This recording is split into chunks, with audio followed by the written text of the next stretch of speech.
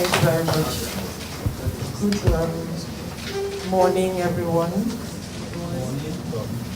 The Executive Director, distinguished ladies and gentlemen, and also our esteemed members of the press. Good morning again to everyone. So I want to thank you. I want to thank the leadership and the membership of the MPHCDA for inviting me. I'm here in many capacities, so to speak. So yes, indeed, I am the Gavi Champion for Immunization in Africa. But in addition to this, I also sit here as the CEO of Avon Medical, which is a multi-specialty hospital based presence in Lagos. So let me start by first appreciating Dr. Schweib and the entire members of the MPHCDA for the wonderful work they're doing.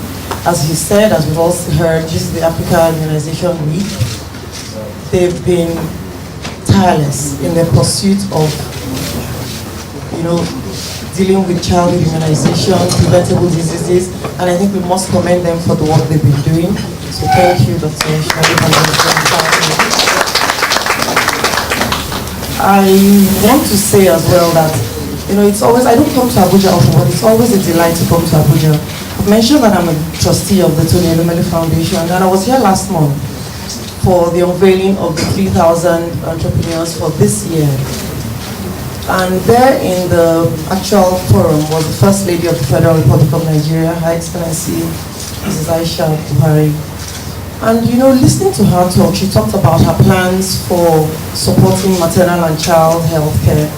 And so listening to her talk, it gave me great hope and great confidence that we have a government, we have a country that believes in the healthcare of its people. And so that was very inspiring for me. So indeed, this is the Africa Vaccination Week. Sorry, I said Africa Immunization Week. Africa Vaccination Week. We're here to commemorate that week, but as the ED has said, we're also here to celebrate the week, to celebrate the vaccine heroes who are doing all the work, the medical officers, the administrators, all those out there in the field who are working to ensure that every child is well protected. We're also here to celebrate. We know there's still a lot of work to be done. Today's press conference is really the kickoff of the African Vaccination Week that we celebrate every year to really emphasize the need for routine immunization to protect kids and women from vaccine-preventable diseases. We're also here to celebrate the efforts of vaccine heroes, like I have here the Gavi Champion on Immunization for Africa, Dr. Mrs. Elumelu, who has been really supportive of the efforts of immunization in Nigeria. We're particularly happy with the progress we've seen in Nigeria when it comes to immunization. We know that immunization is the entry point for strengthening routine immunization and really building a resilient health system. Under the visionary leadership of President Muhammad Buhari and the strategic and policy direction of the Honorable Minister of Health, Professor Adewale, we see that for the very first time in Nigeria, we're seeing a consistent and compelling improvement in the number of kids that we're reaching with life-saving vaccines. What is happening now is that global experts are looking at what we're doing in the immunization space in Nigeria and saying that this has never been done. We have surpassed all historical expectations when it comes to moving from very poor routine immunization indicators like we saw from the recent survey to really strategic and incremental increases in the number of kids that we're seeing. And all of this is because we have the leadership of Mr. President, the Honorable Minister of Health, and also frontline workers. We have at the National Primary Healthcare Development Agency strong teams led by Dr. Dorothy Wodo, who is the Director of Immunization. But also we have strong leadership that is provided by the National Emergency Routine Immunization Coordinating Center, which is where we're having this interview right now. We have very strong partners, very strong staffers of the National Primary Healthcare Development Agency, meeting every day to address those gaps of routine immunization. And we're seeing that Nigerians, mothers, fathers, guardians are now bringing their kids for routine immunization. People are beginning to understand that the vaccines are safe. They are WHO, World Health Organization, pre-qualified. They are NAFDAC pre-qualified. And these vaccines are free. Nigerians are now beginning to access these vaccines. So we're really excited about the launch of this African Vaccination Week because it celebrates how we are protecting Nigerians, how this administration has done an outstanding job of increasing routine immunization coverage. So we're really excited about this week, and we're going to go out there, continue the mobilization to ask women, fathers, mothers to bring their kids for vaccines that they do need.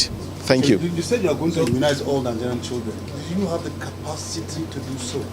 Right, so it is, follow up to that, right, particularly in the northeast region. Right, so our aspirations is to make sure that no child in Nigeria left behind. Every single child gets the vaccines that they need, right? So we are also mindful of the fact that in some areas, not just the northeastern areas, but areas where there are insecurity, it's kind of hard for us to reach those kids.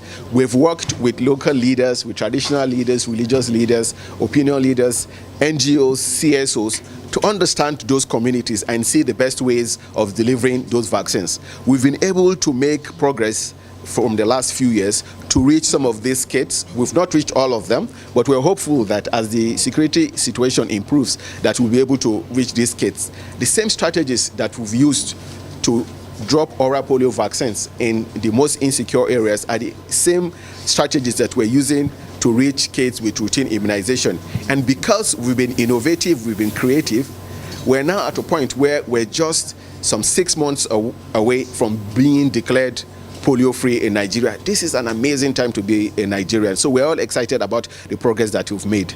So is there anything you're going to be doing differently from the usual strategies you've always used for this week's program?